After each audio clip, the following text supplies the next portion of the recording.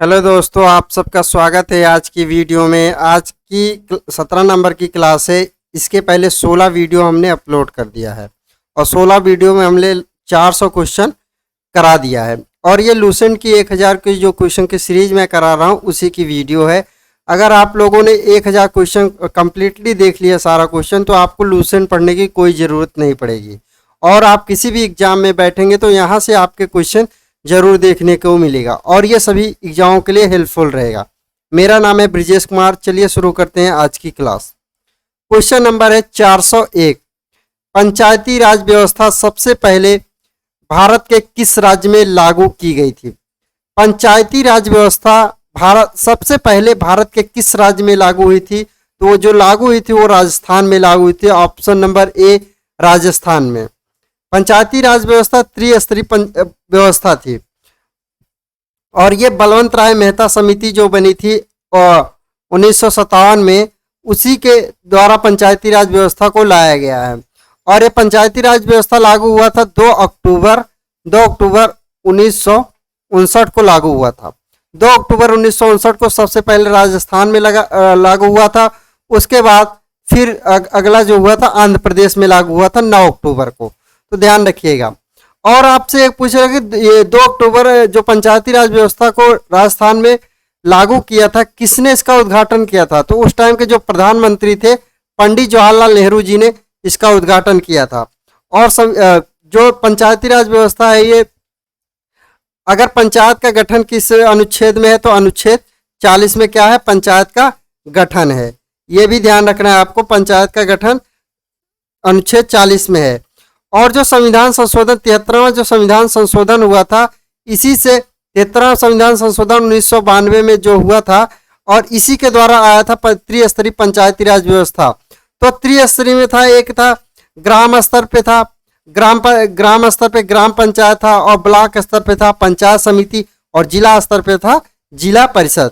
तो इसका जो राइट उत्तर होगा option number A, Rajasthan. Question number है 402।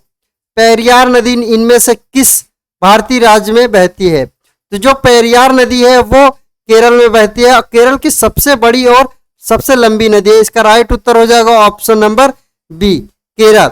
और ये जो पेरियार नदी है, पेरियार परियोजना इसी नदी पर, पेरियार जल विद्युत परियोजना जो है पेरियार नदी पर ही है। और इडुक्की जो बांध है वो पेरियार नदी पर ही बना है। तो इतनी बातें आपको ध्यान रखना है। क्वेश्चन नंबर है 403। नेताजी सुभाष चंद्र बोस द्वारा आजाद हिंद फौज के हिस्से के रूप में गठित महिला रेजिमेंट का क्या नाम था? नेताजी जो आजाद हिंद फौज के गठन किए थे तो उसमें एक महिला बटालियन थी, तो उसमें महिला बटालियन का क्या नाम था, यही पूछा है। तो उस महिला बटालियन का नाम था Rani Jhansi regiment. Option number B इसका सही उत्तर हो जाएगा, रानी झांसी रेजिमेंट। अब देखिए आजाद हिंद फौज की स्थापना के देखते हैं। तो आजाद हिंद फौज की स्थापना 1941 में जो स्थापना होती है, इसके स्थापना करते हैं मोहन जी। और उसके बाद 1942 में क्या करते हैं? रास बिहारी घोष जी होते हैं इसके अध्यक्ष 1942 में। और 1943 में कौन बनते हैं अध्यक्ष? नेता सुभाष चंद्र बोस जी इसके मेन हेड बनते हैं। और सुभाष चंद्र बोस जी ने एक नारा दिया था, तुम मुझे खून दो मैं तुम्हें आज़ादी दूंगा। और 1944 में रेडियो प्रसारण के जरिए से सिंगापुर से महात्मा गांधी को राष्ट्रपिता सुभाष चंद्र बोस ने ही राष्ट्रपिता बुलाया था। तो इतनी बातें आपको इतने इस क्वेश्चन से याद रखना है। क्वेश्चन नंबर है 404। निम्नलिखित में से कौन हड़प्पा संस्कृति के पूर्वी सीमा का निर्धारण करता है? तो यहाँ पे पूछा है कि सबसे पूर्व में कौन सा स्थल हड़प्पा सभ्यता की थी। देखिए इसको हम सबसे पहले एक समझ लेते हैं मैप का। देखिए ये हमारा है पूरब है और ये हमारा है पश्चिम। पूरी आज हम बता दें जिससे कि आपको याद रहे, पूरब पश्चिम। और ये हमारा क्या है? उत्तर। और ये दक्षिण। तो क्योंकि कभी कभी क्वेश्चन सभी जगह से पूछ लेता, तो पूरब में सबसे पहले क्या है? तो ये ध्यान रखना, पूरब में है आलमगीरपुर। क्या है?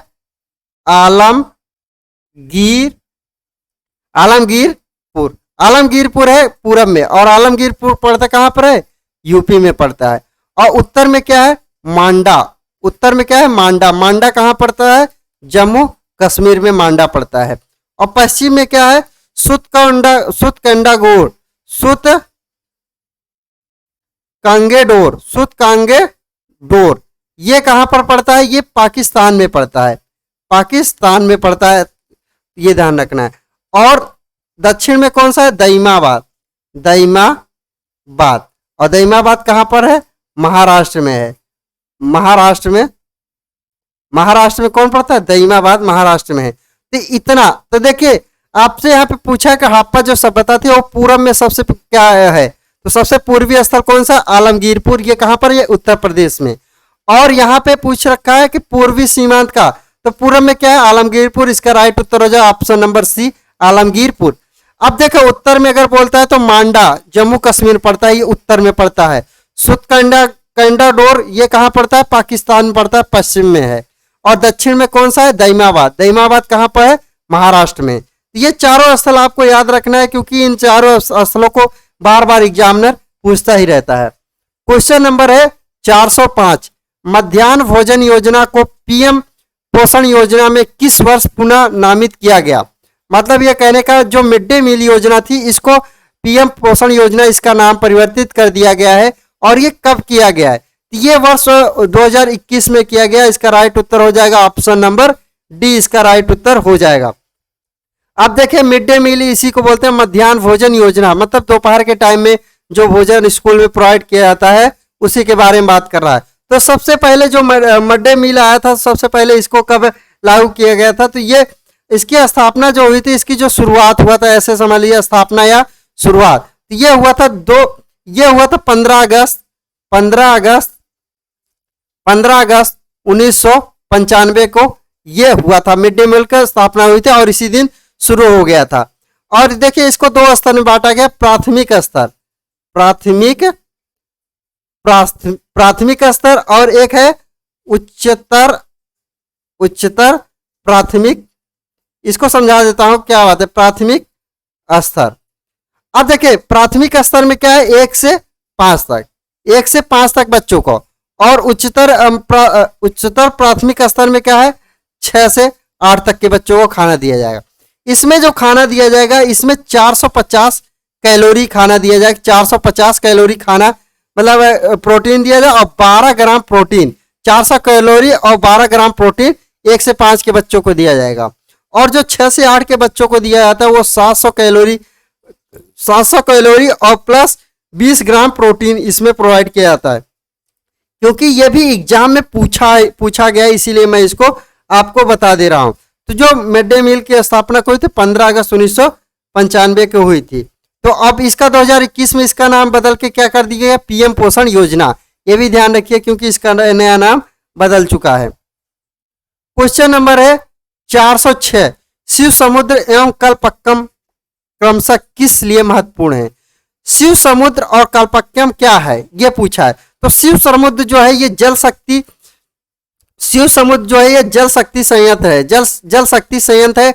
और कल्पक्कम क्या है? नाभिकीय ऊर्जा संयंत्र है। तो इसका राइट उत्तर हो जाएगा ऑप्शन नंबर ए। अब यहाँ पे आप लोग जान रखिए कि जो शिव समुद्र है ये कहां पर स्थित है? ये कर्नाटका में स्थित है। और कल्पक्कम कहां पर स्थित है? ये तमिलनाडु में स्थित है। तो इतनी बातें आपको ध्यान रखना है। क्वेश्चन नंबर है 407, निम्नलिखित में से कौन सी सही सुमेलित नहीं है? तो इसमें पूछा है कौन सा सही सुमेलित नहीं है। तो ऑप्शन नंबर, इसको चारों ऑप्शन को हमें देखना पड़ेगा। ऑप्शन नंबर ए है शाह तुर्कान, ये इल्तुतमिश की पत्नी थी, बिल्कुल सही बात है। हाकिम बानो बेगम, ये बिल्कुल गलत है। हाकिम बानो बेगम जो थी ये थी हुमायूं की पत्नी, ना कि अलाउद्दीन खिलजी की पत्नी। तो यही इसका राइट उत्तर हो जाएगा, ऑप्शन नंबर बी इसका राइट उत्तर हो जाएगा। इल्तुतमिश कौन था? रजिया के पिता थे। इल्तुतमिश कौन था? रजिया का पिता था इल्तुतमिश। और गुलबदम बेगम थे बाबर की पुत्री गुलबदम बेगम। तो इसका जो राइट उत्तर होगा ऑप्शन नंबर बी इसका राइट उत्तर हो जाएगा। क्वेश्चन नंबर है 408, निम्नलिखित में से कौन महिला स्वतंत्रता सेनानी भारत छोड़ो आंदोलन से संबंधित नहीं है? तो यहाँ पे पूछा है जो भारत छोड़ो आंदोलन शुरू हुआ था, भारत छोड़ो आंदोलन कब शुरू हुआ था? 8 अगस्त 1942 को भारत छोड़ो आंदोलन शुरू हुआ था। और उसके बाद क्या होता है कि 9 अगस्त को जो जितने भी क्रांतिकारी नेता थे, जैसे गांधी जी, पंडित जवाहरलाल नेहरू, जो बड़े बड़े नेता थे, सभी को गिरफ्तार कर लिया जाता है। सभी को गिरफ्तार कर लिया जाता है। तो 9 अगस्त से जब गिरफ्तार हो जाते हैं तो उसके बाद भारत छोड़ो आंदोलन का जो नेतृत्व कर रहे थे वो अर्नब आशा अली कर रहे थे, क्योंकि ये पूछ लेता कि भारत छोड़ो आंदोलन का नेतृत्व किसने किया था, तो अर्नब आशा अली ने इसका नेतृत्व किया था। और भारत छोड़ो आंदोलन के टाइम में ही गांधी जी ने करो या मरो का नारा दिया था। इसमें पूछा कौन सी जो महिला है स्वतंत्र सेनानी भारत छोड़ो आंदोलन में नहीं थी, तो देखे कनक लता जो थी ये भी थी, मातंगनी हजारा जो थी ये भी थी, और अर्नब आशा अली ये भी थी। तो शांति घोष नहीं थी इसका राइट उत्तर हो जाएगा ऑप्शन नंबर सी, इसका राइट उत्तर हो जाएगा। क्वेश्चन नंबर है 409, जल रोकथाम एवं प्रदूषण नियंत्रण अधिनियम को निम्नलिखित में से किस वर्ष पारित किया गया? जल रोकथाम एवं प्रदूषण नियंत्रण अधिनियम को निम्नलिखित में से किस वर्ष बनाया गया, ये पूछा है। तो इसको बनाया गया 1974 में, ऑप्शन नंबर सी इसका राइट उत्तर हो जाएगा। क्वेश्चन नंबर है 410, पराबैंगनी विकिरण को अवशोषित करने वाली ओजोन परत की किस वायुमंडलीय स्तर में है? यहाँ पे देखिए पराबैंगनी की जो किरण है ये कौन अवशोषित करता है? ओजोन परत अवशोषित करती है। और आपसे पूछा कि ओजोन परत कहाँ पर है, किस वायुमंडल में है? तो हम आपको बता दें कि हमारे वायुमंडल कितने परतों में है? 5 परत में है। तो इसके लिए एक इमेज के साथ सहारे हम देखते हैं। तो देखिए हमारे सामने ये इमेज आ गया, ये हमारा पृथ्वी है, पृथ्वी के ऊपर ये एक मंडल ये दिख रहा है, ये हमारा है कौन सा? क्षोभ मंडल है, क्षोभ मंडल पृथ्वी। उसके ऊपर कौन सा आता है? समताप मंडल। उसके बाद उसके ऊपर कौन? मध्य मंडल। उसके ऊपर ताप मंडल, उसके ऊपर बाह मंडल। अब देखिए क्षोभ मंडल के ऊपर जैसे ही समताप मंडल शुरू होता है तो ये वाली जो लाइन है यही है हमारी ओजोन परत। तो आपसे पूछा कि ओजोन परत कहां पर है? समताप मंडल में। तो इसका जो राइट उत्तर हो जाएगा ऑप्शन नंबर सी, समताप मंडल में ही ओजोन परत पाया जाता है। ऑप्शन नंबर सी इसका राइट उत्तर हो जाएगा। अब आपसे क्वेश्चन और पूछते हैं, जो मौसमी जो घटनाएं होती है जैसे बारिश और बादल कहाँ पे होते हैं? ये क्षोभ मंडल में होते हैं। और जो वायुयान कहाँ पर उड़ते हैं? ये समताप मंडल में, हवाई जहाज समताप मंडल में उड़ते हैं। और मध्य मंडल से उल्का पिंड गिरते हैं, तो ये भी ध्यान रखिएगा मध्य मंडल में ही उल्का पिंड अधिकतर गिरते हैं।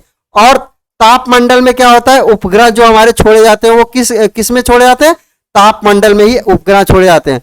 और जो अंतरिक्ष यान जो होते हैं वो बाह मंडल में ही होते हैं। तो बाह मंडल पूरा अनंत है। तो ये ध्यान रखना है, इतनी बातें इस मैप के सहारे आपको इस चित्र के अनुसार आपको ज्यादा अच्छे से समझ में आ गया होगा।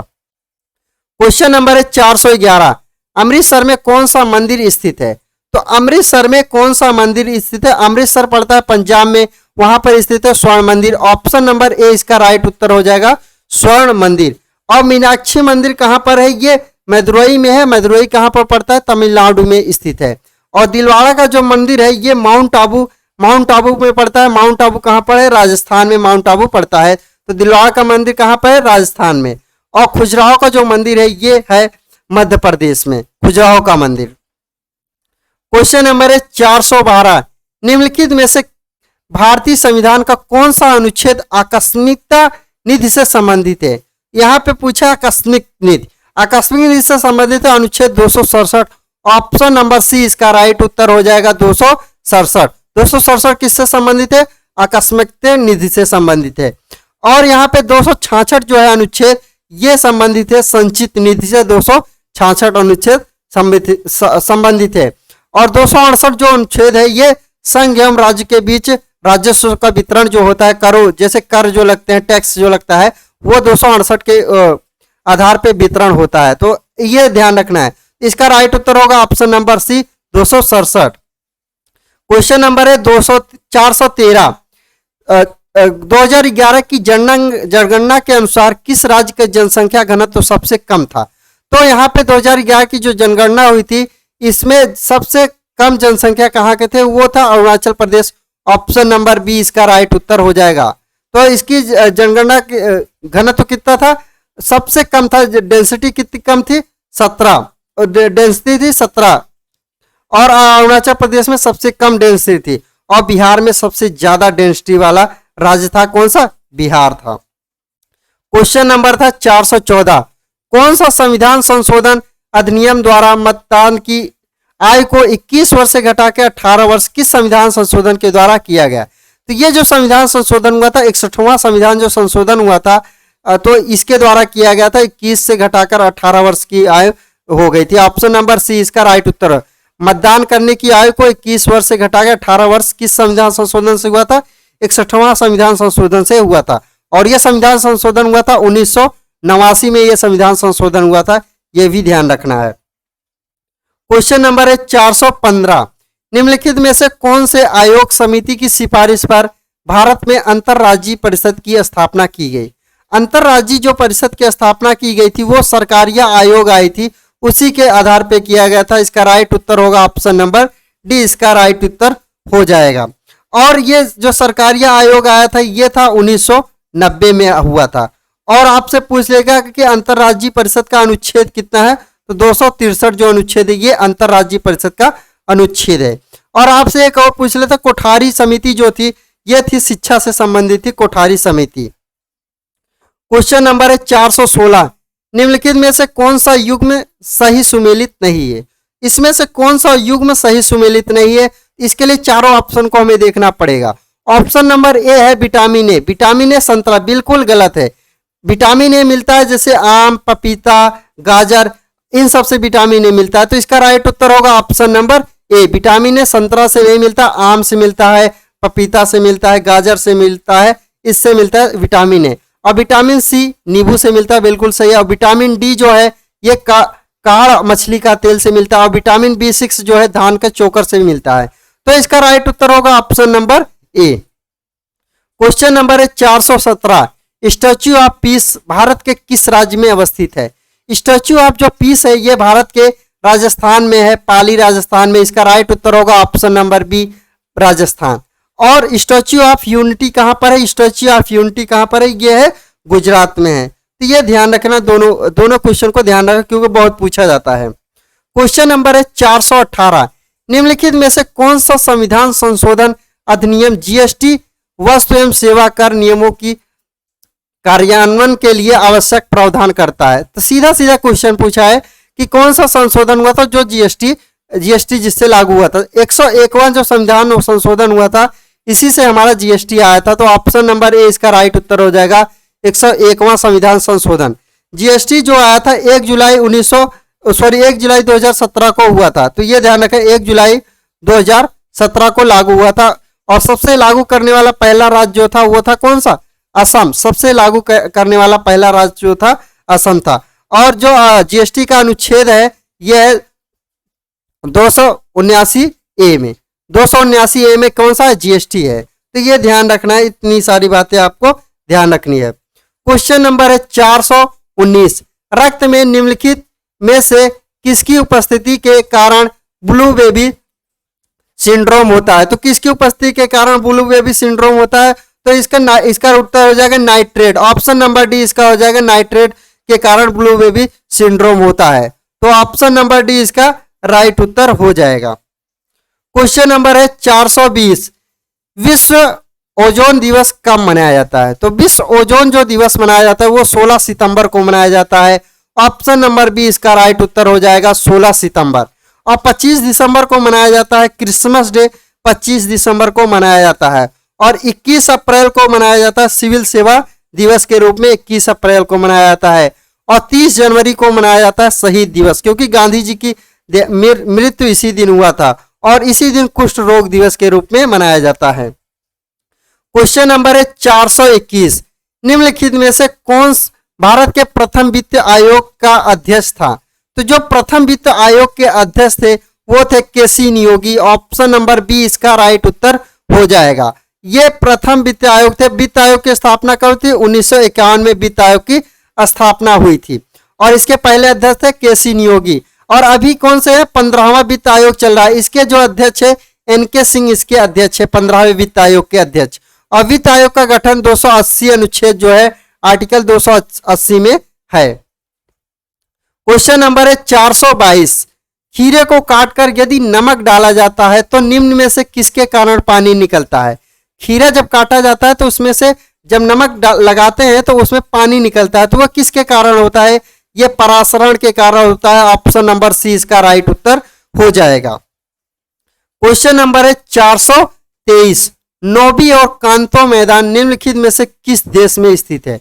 नोबी नोबी और कांतो जो मैदान है ये जापान के मैदान है। ऑप्शन नंबर सी इसका राइट उत्तर हो जाएगा, जापान। जापान इसका राइट उत्तर हो जाएगा। क्वेश्चन नंबर है 424, एशियाटिक सोसाइटी ऑफ बंगाल का स्थापना कौन थे, संस्थापक कौन थे, सीधा पूछा है। तो इसके जो संस्थापक थे विलियम जोन्स थे। ऑप्शन नंबर बी इसका राइट उत्तर हो जाएगा, विलियम्स जोन्स इसके संस्थापक थे। और इसकी स्थापना कब हुई थी, 1784 में इसकी स्थापना हुई थी। कहाँ पे हुई थी, कलकत्ता में हुई थी। तो ये भी ध्यान रखिए इसकी स्थापना कलकत्ता में हुई थी, 1784 में हुई थी। और इसके संस्थापक कौन थे, विलियम जोन्स थे। क्वेश्चन नंबर है 425, निम्नलिखित में से कौन सा 1926 ईस्वी में गठित नौजवान सभा का प्रारंभिक सदस्य कौन नहीं था। तो इसमें पूछा है कि 1926 में नौजवान सभा का गठन हुआ था, इसमें सदस्य कौन कौन थे प्रारंभ में। तो भगत सिंह भी थे, यशपाल भी थे और छबीलदास भी थे। इन तीनों प्रारंभिक सदस्य थे नौजवान सभा के, लेकिन अंबिका चक्रवर्ती नहीं थे। इसका राइट उत्तर हो जाएगा ऑप्शन नंबर डी, क्योंकि यहाँ पूछा है कौन नहीं था। तो जो इसके स्थापना होती है 1926 में होती है और नौजवान सभा की इसके मेन जो हेड थे भगत सिंह, यशपाल और छबीलदास के द्वारा होती है। और इसका स्थापना होती है पंजाब में, पंजाब जो राज्य है यहाँ पे होती है। आप लोग को आज की वीडियो पसंद आई होगी तो आप लोग इस वीडियो को लाइक शेयर जरूर करिएगा अपने दोस्तों के साथ। और अगर चैनल पे पहली बार आए तो चैनल को सब्सक्राइब कर लीजिए, क्योंकि इस पे क्लासें बहुत अच्छी शुरू होने वाली है। आप लोगों से मुलाकात होगी अगली वीडियो में। जय हिंद।